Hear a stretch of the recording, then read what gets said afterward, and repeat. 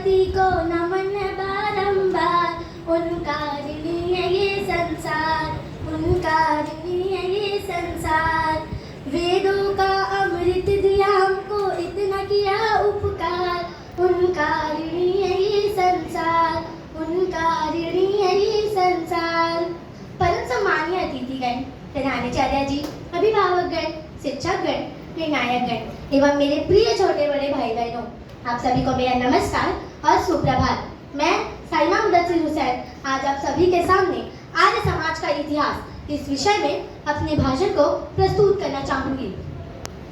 हम सब भी जब स्वामी दयानंद सरस्वती जी का नाम लेते या सुनते होंगे तो मेरे मन की तरह आप सभी के मन में भी एक प्रश्न तो हमेशा ही उत्पन्न होता है कि आर्य समाज क्या है। तो आर्य समाज का अर्थ है लोगों की भावनाओं को एक दूसरे से जोड़ना, लोगों में सत्य बोलने की भावना को जगाना और असत्य का नाश करना। यही भावना लोगों के मन में उत्पन्न करने के लिए स्वामी दयानंद सरस्वती जी ने 10 अप्रैल सन 1875 में आर्य समाज की स्थापना की थी। उन्होंने इस समाज में कई नियम भी बनाए थे, जिसमें से एक नियम ये भी है कि अविद्या का नाश और विद्या की वृद्धि करनी चाहिए। स्वामी दयानंद सरस्वती जी का नाम 19वीं शताब्दी के महान समाज सुधारकों में भी अत्यंत श्रद्धा के साथ लिया जाता है। जब संपूर्ण भारत में पाखंड, मूर्ति पूजा का बोलबाला था तो स्वामी जी ने इसके विरुद्ध आवाज उठाई। स्वामी दयानंद सरस्वती जी बचपन ही से बहुत बुद्धिमान और होनहार बालक थे। स्वामी जी के माता पिता उनका विवाह कराना चाहते थे, परंतु स्वामी जी के विचार तो कुछ और ही थे। स्वामी दयानंद सरस्वती जी ने सन 1846 में अधिक ज्ञान प्राप्ति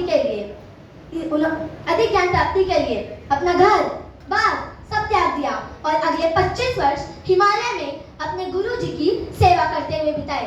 उन्होंने अपने गुरु श्री वीरजानंद जी से शास्त्र ज्ञान, योग का ज्ञान प्राप्त किया।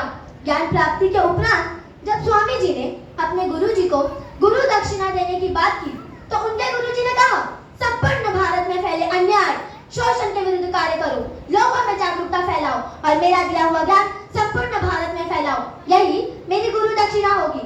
स्वामी जी ने ये सुनते ही अपने गुरु जी से वचन लिया और वे समाज में अन्याय, शोषण के विरुद्ध कार्य करने लगे। स्वामी दयानंद सरस्वती जी ने अंग्रेजों के विरुद्ध भी कई अभियान चलाए। भारत भारतीयों के लिए है एवं अंग्रेजी शासन से भारतीय तंग आ चुके हैं, ये कहने का साहस भी सिर्फ स्वामी दयानंद सरस्वती जी में था। स्वामी दयानंद सरस्वती जी ने ऐसे और कई महान कार्य किए। जब अंग्रेज संपूर्ण भारत में अपना पैर स्थापित करना चाहते थे, इसलिए वे चाहते थे कि वे भारतीयों को कूटनीति के जरिए सामाजिक और धार्मिक रूप से बांट दे, ताकि वे भारतीयों को आपस में लड़ाकर खुद संपूर्ण भारत के हर एक जिलों के हर एक घरों में राज्य कर सके। परंतु स्वामी दयानंद सरस्वती जी ने इतिहास और शास्त्र के माध्यम से अंग्रेजों को यह बता दिया कि वे भारत में राष्ट्र को तो कर सकते हैं, परंतु भारतीयों को बांट नहीं सकते। स्वामी दयानंद सरस्वती जी ने ऐसे और कई महान कार्य किए, जिससे कुछ लोग उनसे ईर्ष्या करने लगे और लॉर्ड नॉर्थब्रुक ने उनके पीछे कुछ गुप्तचर छोड़े और जोधपुर में कुछ लोगों ने मिलकर उन्हें कांच पीसकर पिला दिया, जिससे 30 अक्टूबर 1883 को दिवाली के दिन ही उनकी मृत्यु हो गई। जब संपूर्ण भारत के हर एक घरों में दीप जलाया जा रहा था, तब भारत का एक महान दीप बुझ गया।